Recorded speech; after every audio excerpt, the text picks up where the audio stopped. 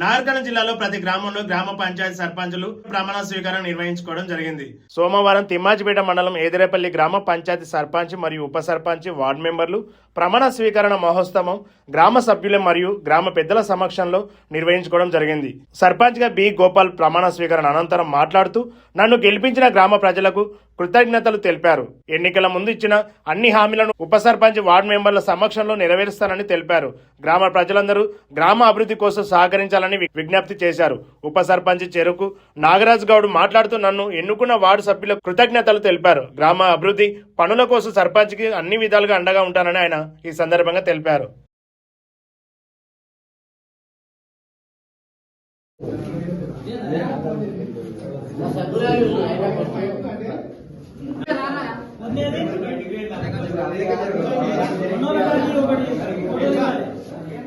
చిన్న తీర్మానం